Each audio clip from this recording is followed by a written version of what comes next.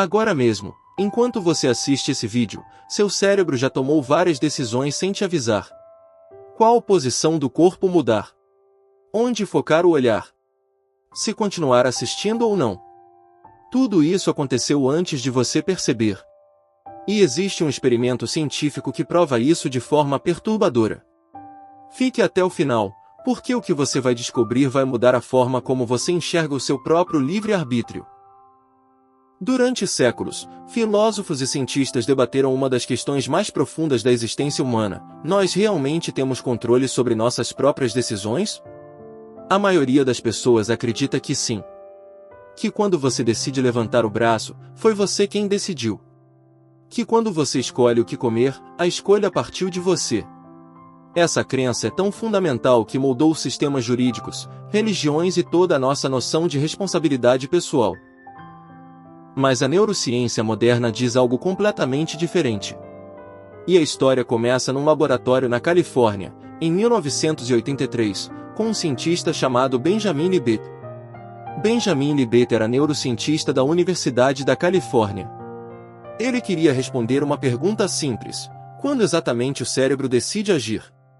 O experimento funcionava assim. Voluntários eram conectados a um eletroencefalograma, um aparelho que mede a atividade elétrica do cérebro em tempo real. Na frente deles havia um relógio com um ponteiro girando rapidamente. A instrução era simples: mova o pulso quando quiser. E anote a posição do ponteiro no momento em que sentiu a vontade de mover. Os resultados foram chocantes. O cérebro mostrava atividade elétrica, chamada de potencial de prontidão, até 550 milissegundos antes de a pessoa sentir a vontade consciente de agir. Mais de meio segundo. Em estudos mais recentes, usando ressonância magnética, pesquisadores da Universidade de Berlim conseguiram prever com até 7 segundos de antecedência qual decisão o voluntário ia tomar, antes mesmo de a pessoa ter qualquer consciência dessa decisão. Mas o que isso significa na prática? Significa que existe uma parte do seu cérebro que processa informações e inicia ações antes que sua mente consciente sequer saiba que algo está acontecendo. Essa parte é chamada de inconsciente cognitivo, e ela é responsável por uma quantidade impressionante do que você faz no dia a dia. Pesquisadores estimam que mais de 95% das nossas decisões cotidianas são tomadas de forma inconsciente. Quando você freia o carro antes de perceber conscientemente o perigo.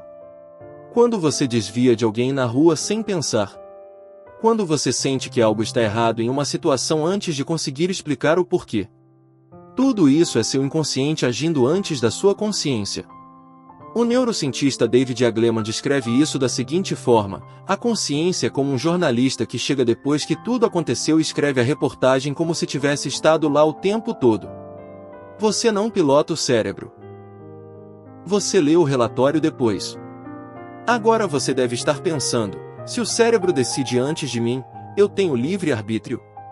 Essa é exatamente a pergunta que dividiu a comunidade científica por décadas. A resposta mais aceita hoje não é tão simples quanto sim ou não. O que os neurocientistas sugerem é que o livre-arbítrio pode existir não no momento de iniciar uma ação, mas no momento de vetá-la. Libet mesmo descobriu que entre o início da atividade cerebral e o movimento físico, existe uma janela de tempo onde a pessoa pode cancelar a ação. Como um veto consciente. Ou seja, seu cérebro propõe. Você dispõe. Talvez o verdadeiro controle não esteja em decidir o que fazer, mas em decidir o que não fazer. Pense no impacto disso na sua vida. Cada hábito que você tem, bom ou ruim, foi construído pelo seu inconsciente ao longo do tempo. Quando você come por impulso, quando procrastina, quando reage com raiva antes de pensar, não é fraqueza de caráter. É o seu inconsciente executando padrões gravados. A boa notícia é que esses padrões podem ser reescritos. Não da noite para o dia, mas com repetição consciente ao longo do tempo. Cada vez que você usa esse veto consciente, que você para, respira e escolhe não agir por impulso, você está literalmente reprogramando os circuitos do seu cérebro. A neurociência chama isso de neuroplasticidade. A capacidade do cérebro de se reorganizar com base nas suas experiências. Você pode não controlar o primeiro impulso. mas você controla o que faz com ele. O cérebro humano é o objeto mais complexo do universo conhecido. E ainda entendemos muito pouco sobre ele. Toda semana aqui no Mente Informada a gente mergulha fundo em um novo fato sobre a mente humana, com ciência real, sem enrolação. Se esse vídeo te fez pensar diferente sobre você mesmo, deixa o like, isso me diz que devo continuar nesse caminho. E se você ainda não segue o canal, agora é a hora. Porque o próximo vídeo vai te deixar ainda mais surpreso.